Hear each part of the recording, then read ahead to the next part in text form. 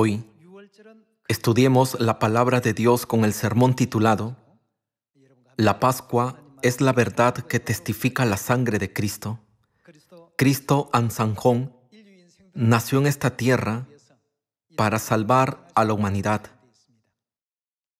Entonces, desde un punto de vista espiritual, ¿qué habría sucedido si Cristo, nuestro Salvador, no hubiera venido en esta época, así como hace 2000 años? La humanidad no tendría ninguna esperanza en la salvación, ni en el perdón de pecados, ni en el reino de los cielos. La Pascua y la preciosa sangre de Cristo son muy importantes para nosotros. Si la sangre de Cristo no existiera en este mundo, y si Dios no nos hubiera revestido con su sangre mediante su gracia, no tendríamos esperanza en la salvación, ni en el perdón de pecados, ni tendríamos ningún deseo por las bendiciones espirituales. Por eso, la preciosa sangre de Cristo es requerida en nuestro mundo espiritual y es considerada como noble. Confirmemos esto en el libro de Efesios capítulo 1. En Efesios capítulo 1, versículo 7 está escrito: en quien tenemos redención. ¿Por medio de qué tenemos redención? Por su sangre, el perdón de pecados según las riquezas de su gracia. Entonces, ¿la redención se da sin su sangre? No. La salvación no se puede comprar incluso con miles de millones de dólares en esta tierra. Podemos ser redimidos si tenemos mucho conocimiento, sabiduría y formación científica de esta tierra. ¿Podremos recibir el perdón de pecados? No, no podremos. Todas estas bendiciones son posibles por la sangre de Cristo. Veamos el libro de Primera de Pedro, capítulo 1, versículo 18. Está escrito: sabiendo que fuisteis rescatados de vuestra vana manera de vivir, la cual recibisteis de vuestros padres, no con cosas corruptibles, como oro o plata, sino, ¿con qué fueron rescatados? Con la sangre preciosa de Cristo, como de un cordero sin mancha y sin contaminación. La Biblia señala y nos explica con claridad que la preciosa sangre de Cristo hace posible todas estas bendiciones. Las bendiciones no son posibles por cosas materiales ni por ninguna fuerza espiritual. Veamos el libro de Apocalipsis, capítulo 1. En el capítulo 1, versículo 5 está escrito: y de Jesucristo, el testigo fiel, el primogénito de los muertos y el soberano de los reyes de la tierra, al que nos amó y nos lavó de nuestros pecados con su sangre, y nos hizo reyes y sacerdotes para Dios, su Padre. Este versículo nos hace comprender que podemos ser el sacerdocio real del reino de los cielos. No obstante, ¿de dónde proviene la fuente de poder que nos hace reyes y sacerdotes en el cielo? Dice, con su sangre. La Biblia explica que somos liberados de nuestros pecados e incluso puestos en tal posición llena de gracia por la sangre de Dios. Entonces, es inevitable pensar una vez más que Cristo es tan valioso que no puede ser comparado ni siquiera con miles de millones de dólares. Podemos confirmar que no podemos lograr nada sin su sangre. Sin su sangre, el lugar al que anhelamos ir y el día en que entremos allí nunca llegarán. La Biblia testifica claramente que todas estas bendiciones son posibles gracias a la preciosa sangre de Cristo. Ahora veamos el libro de Romanos, capítulo 5, versículo 9. Está escrito: pues mucho más, ¿estando qué? Estando ya justificados en su sangre, por él seremos salvos de la ira.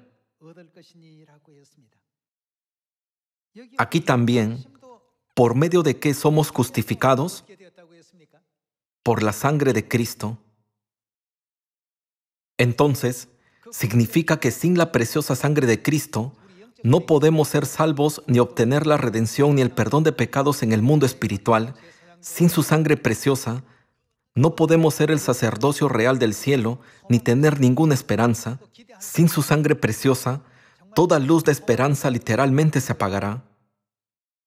La Biblia nos explica constantemente que toda la obra llena de la gracia de Dios referente al cielo es posible gracias a la sangre preciosa de Cristo.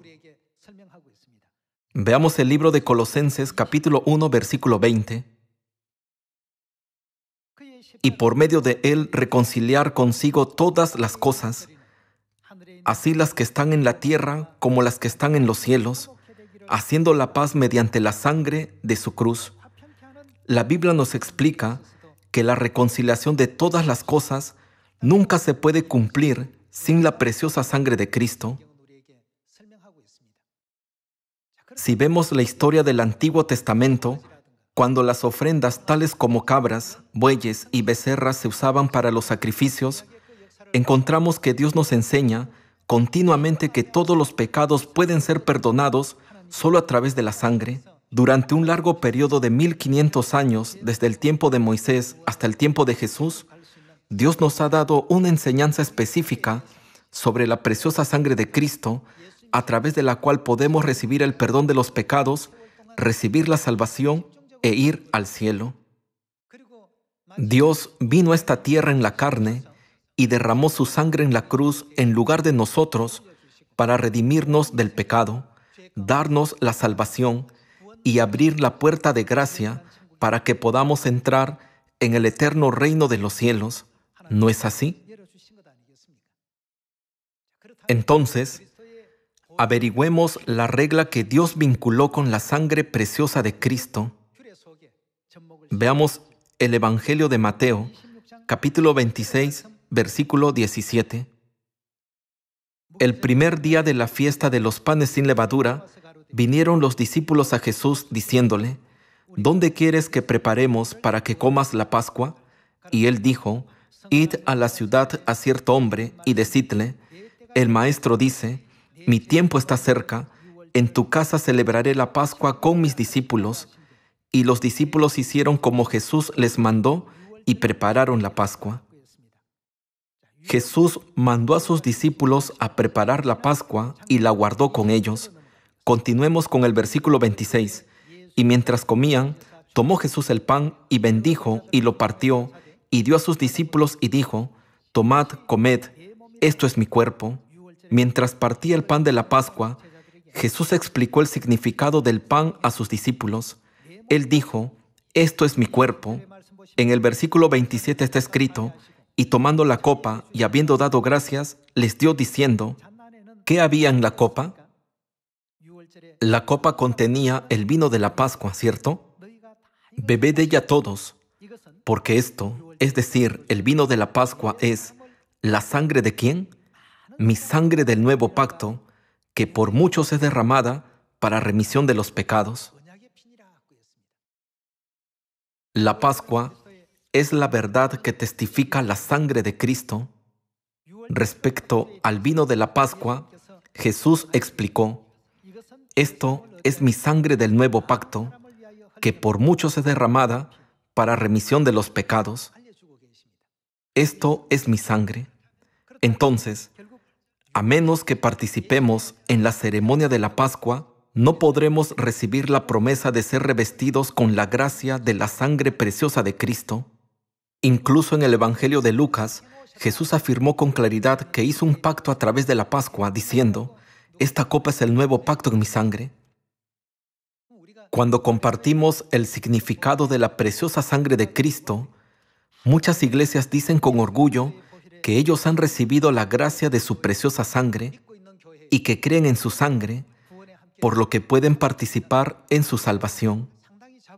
Ellos dicen: aunque no guardamos la Pascua ni el día de reposo, podemos participar de la sangre preciosa de Cristo si creemos en Él. Sin embargo, Dios no dijo de esta manera. Mientras entregaba el pan y el vino de la Pascua, Jesús hizo referencia al pan como su santo cuerpo y al vino como su santa sangre, afirmando con claridad: esto es mi sangre, que por muchos es derramada para remisión de los pecados. Hermanos, en la actualidad, la relación entre padres e hijos se confirma fácilmente por medio de una prueba de ADN. Ya que esta prueba indica positivo o negativo, no hay necesidad de discutir. Una gota de sangre puede decir si uno es un hijo verdadero o no. Jesús dijo que el vino de la Pascua es su sangre. Él explicó quién tiene su sangre y quién no a través del Evangelio de Juan. Abramos el Evangelio de Juan, capítulo 6. Veamos Juan capítulo 6, versículo 53. Jesús les dijo: de cierto os digo, si no coméis la carne del Hijo del Hombre y bebéis su sangre, no tenéis, ¿qué no tienen? Vida en vosotros. Los que no comen la carne de Jesús ni beben su sangre, no tienen vida en ellos. Entonces, ¿qué significa comer la carne de Jesús y beber su sangre, según Mateo capítulo 26? En la Santa Cena de la Pascua, Jesús dijo: esto es mi cuerpo y esto es mi sangre, con respecto al pan y al vino de la Pascua. Por tanto, aquellos que no comen el pan ni beben el vino de la Pascua, no han comido la carne de Jesús ni han bebido su sangre. Dios sin duda nos hace saber que estas personas no pueden tener vida, es decir, con el pensamiento: ¿acaso no será suficiente con solo creer sin guardar la Pascua? No podrán alcanzar la vida eterna, ni la salvación, ni tampoco el perdón de pecados, ¿verdad? Continuemos con el versículo 54. El que come mi carne y bebe mi sangre, ¿qué tiene? Tiene vida eterna, y yo le resucitaré en el día postrero, porque mi carne es verdadera comida, y mi sangre es verdadera bebida. El que come mi carne y bebe mi sangre, ¿en quién permanece? En mí permanece. Ya que el santo cuerpo de Cristo y su preciosa sangre están en nosotros, Jesús dijo: y yo en él. En el versículo 57 está escrito: como me envió el Padre viviente, y yo vivo por el Padre, asimismo el que me come, ¿qué sucederá con él? Él también vivirá por mí. Dios ciertamente nos permite saber mediante el Evangelio de Juan capítulo 6 la verdad segura por la cual podemos ser revestidos con la gracia de la preciosa sangre de Cristo. Por eso, la sangre de la Pascua es la sangre de Cristo, ¿cierto? La sangre del Cordero de la Pascua es la sangre de Cristo. Hay muchas personas que han heredado la sangre preciosa de Cristo. No obstante, existen muchas más personas en esta tierra que no la han heredado aún. Como hemos visto en Efesios capítulo 1, Apocalipsis capítulo 1 y Primera de Pedro capítulo 1, a través de la preciosa sangre de Cristo, debemos comprender que todas estas promesas del perdón de pecados, la redención, la vida eterna, el reino de los cielos y el sacerdocio han sido concedidas.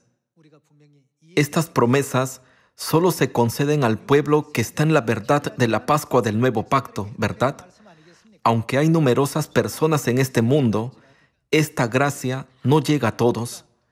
Hace 2000 años, Jesús proclamó antes de ascender al cielo: el que no come mi carne ni bebe mi sangre no tiene vida. Por esta razón, el despiadado enemigo, el diablo, no quería que las personas de esta tierra heredaran la sangre de Cristo. Como resultado, ¿qué hizo el diablo? Realizó el concilio de Nicea y abolió la Pascua astutamente. Esto ocurrió en 325 después de Cristo.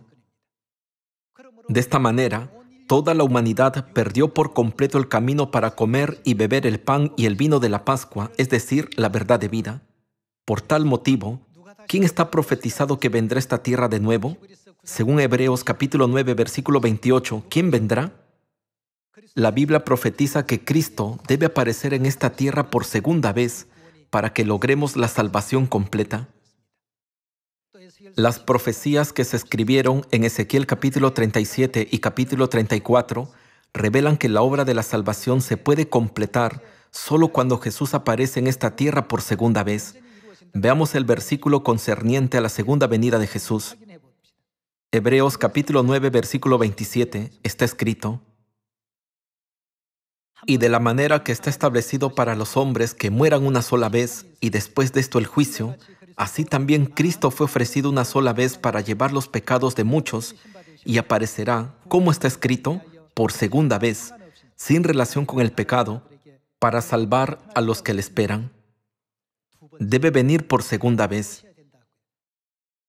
Cuando vino a esta tierra por primera vez, derramó su preciosa sangre, estableció la verdad de la Pascua del Nuevo Pacto y dejó en esta tierra sus hijos que heredarían su preciosa sangre. No obstante, el diablo, el enemigo, abolió la Pascua en 325 después de Cristo. El diablo quería que las personas que tenían la sangre preciosa de Cristo desaparecieran de esta tierra. Desde entonces, ha pasado un largo periodo de 1600 años. Aunque pasó mucho tiempo, las personas que estaban calificadas para participar en la vida eterna comiendo y bebiendo la carne y la sangre del Hijo del Hombre no se hallaban en esta tierra. Jesús enfatizó: los que no comen mi carne ni beben mi sangre no tienen vida en ellos. Ya que el nuevo pacto se ha proclamado de esta manera, no se puede dar la vida eterna a los que no comen ni beben la carne y la sangre de Jesús. Por eso, Jesús prometió aparecer en esta tierra por segunda vez en la carne para salvar a los que le esperan. Hay una forma de reconocer a Cristo de inmediato cuando venga por segunda vez. ¿A través de qué lo reconoceremos? Hay un tipo de sangre que las personas de este mundo no tienen. ¿Cuál es este tipo de sangre? Es el tipo de sangre de la Pascua. Ya que la primera letra de la palabra Pascua es la P, supongo que podemos llamarla sangre de tipo P. Normalmente, la sangre se divide en 4 tipos: A, B, AB y O, pero supongo que la sangre de la Pascua puede llamarse sangre de tipo P. No hay nadie en esta tierra que tenga este tipo de sangre. Solo Dios puede tener este tipo de sangre, ¿cierto? Hace 2000 años, ¿de quién dijo Dios que era la sangre de la Pascua? ¿No la llamó mi sangre? Dios la llamó así en el libro de Éxodo y también lo hizo en los libros de Mateo, Marcos y Lucas. Cada vez que Dios explicaba sobre la Pascua en estos evangelios, nos enseñó que fue establecida con la sangre de Dios, no con la sangre de alguien más, diciendo: esto es el nuevo pacto en mi sangre.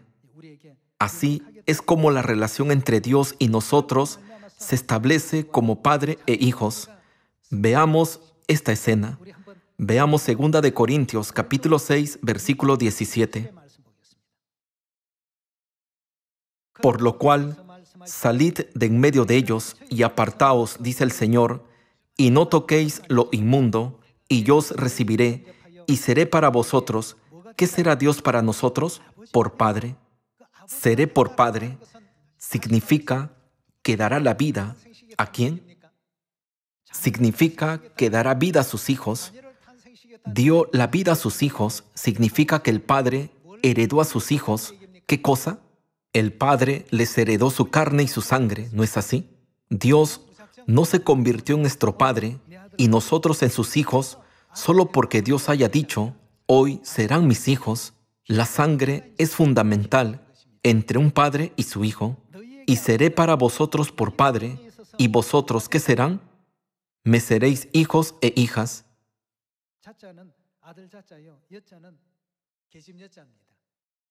Dios dijo con claridad en la Biblia: vosotros me seréis hijos e hijas. Entonces, ¿no significa que tenemos el mismo tipo de sangre de Dios? Ambos tenemos la sangre de la Pascua. Existen muchas iglesias en esta tierra como la arena del mar, y hay muchos que afirman: conozco a Dios y creo en Él. Sin embargo, Dios nunca les dijo a ellos: ustedes son mis hijos. En el libro de Juan capítulo 6, Dios dijo con determinación: El que come mi carne y bebe mi sangre tiene vida eterna. ¿Qué dijo Jesús acerca de los que no comen su carne ni beben su sangre? Él dijo, no tienen vida. No tienen vida significa que no son hijos de Dios. Para convertirnos en hijos de Dios, debemos heredar la vida eterna, que es lo más importante de la naturaleza de Dios. Entre los 66 libros de la Biblia, el evento más importante es la Santa Cena de la Pascua de Jesús. Pintores de renombre y diversos artistas de todos los tiempos describieron la Pascua escrita en la Biblia como un evento magnífico. Sin embargo, las iglesias de hoy en día enseñan que no es necesario guardar la Pascua como si fuera un acontecimiento sin importancia. De esta manera, muestran una evidencia absoluta de que no son hijos de Dios. Por eso Dios dijo, seré para vosotros por Padre. Si Él es un Padre para nosotros, ¿no significa que estamos relacionados por la sangre? Los padres e hijos se relacionan por la sangre. La carne y la sangre de un padre se hereda a su hijo. Es así como están relacionados. Por tanto, nuestros miembros de Sion de todo el mundo guardan la Pascua sin importar dónde estén, ¿cierto? ¿Por qué celebramos la Pascua? ¿Es solo porque es una fiesta de Dios? Por supuesto, una de las razones por la que guardamos la Pascua es que es una fiesta. Sin embargo, lo más importante es que es un día muy importante en el que Dios permite a sus hijos heredar su carne y su sangre. ¿No es por eso que todos guardamos la Pascua sagradamente en el mundo entero? Por eso, Dios dijo en 2 de Corintios, «Y seré para vosotros por Padre, y vosotros me seréis hijos e hijas». Entonces, si existe un Padre y existen sus hijos, ¿quién más debe existir? Debe existir una madre. Para enseñarnos nuestra relación con Dios, hubo veces en que el Padre decía, «Solo conozco la Pascua». El Padre se sentía desconsolado y frustrado porque las personas del mundo no comprendían que la Pascua era importante. Por eso el Padre decía que solo conocía la Pascua. ¿Qué quiso decir? ¿Quién es el que trajo la verdad de la Pascua? Al decir, solo conozco la Pascua, el Padre estaba anunciando y proclamando al mundo entero, yo soy Dios. Sin embargo, ¿cómo lo trató el mundo? El mundo no le conoció, a lo suyo vino y los suyos no le recibieron. Lo que ocurrió en la primera venida de Jesús se repite en su segunda venida. Cuando el Padre vino, en la época del Espíritu Santo, no solo dijo, «Vosotros me seréis hijos e hijas». ¿Qué más reveló? El Padre reveló explícitamente que tenemos una madre. Veamos el libro de Gálatas. En el capítulo 4, versículo 26 está escrito, «Mas la Jerusalén de arriba, la cual es, ¿quién es ella? Madre de todos nosotros, es libre». La Madre Celestial permite que sus hijos hereden la vida. Sin una madre, no puede haber hijos. Ya les he hablado de esto varias veces. Los científicos que estudian biotecnología y sobre la fuente de la vida descubrieron en el siglo XXI que la vida se hereda por medio de las madres. Estamos familiarizados con la palabra mitocondria. Solo la mitocondria de la madre se hereda a los hijos. Si ésta no llegara a pasarse a los hijos, aquellos hijos nunca se moverían ni tendrían ninguna energía. No podrían hablar ni tener fuerzas para mover siquiera un pequeño músculo.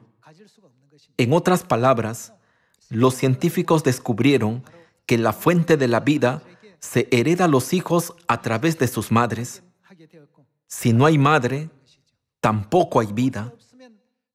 Por lo tanto, Como está escrito en Gálatas capítulo 4, versículo 26, nuestro espíritu no solo tiene Dios Padre, sino también Dios Madre.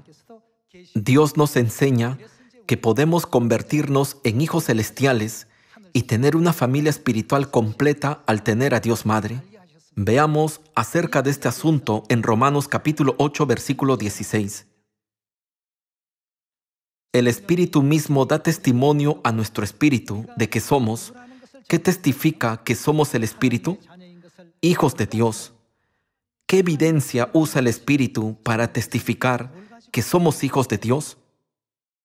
La sangre de Dios fluye en nosotros y la carne de Dios está en nosotros.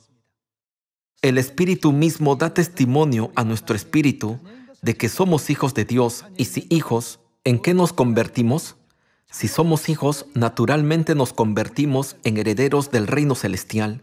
Y si hijos, también herederos, herederos de Dios y coherederos con Cristo, si es que padecemos juntamente con Él, para que juntamente con Él seamos glorificados, pues tengo por cierto que las aflicciones del tiempo presente no son comparables con la gloria venidera que en nosotros ha de manifestarse. Este versículo significa que las cosas celestiales son eternas, mientras que las cosas terrenales son temporales. Las cosas celestiales permanecerán por los siglos de los siglos. Para dar esta eterna gloria a toda la humanidad, Dios apareció en esta tierra por segunda vez con la verdad de la Pascua del nuevo pacto.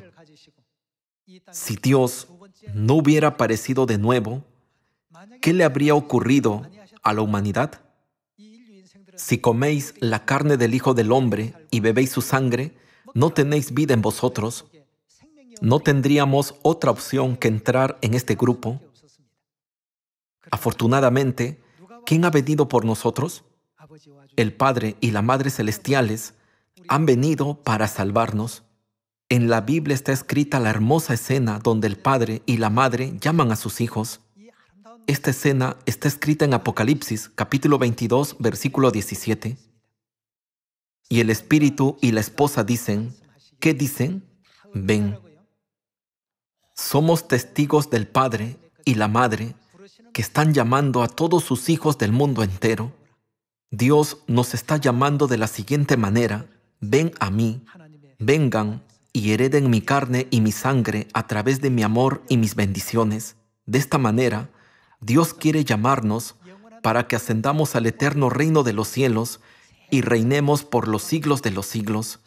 Recordemos esta voluntad de Dios llena de gracia y grabemos una vez más en lo profundo de nuestro corazón el significado del sermón titulado La Pascua es la verdad que testifica la sangre de Cristo. Podríamos solo pensar que la Pascua es una fiesta que nos permite escapar de los desastres.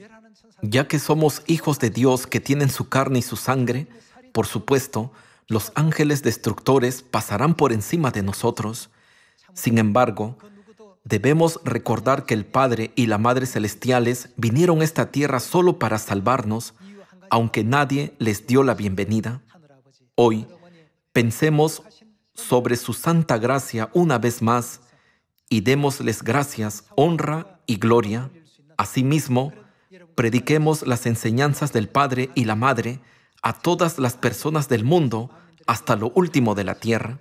De esta manera, seamos todos los miembros de la familia de Sion que participan en la obra de salvar al mundo. Con esto me gustaría concluir con el sermón de hoy. Muchas gracias.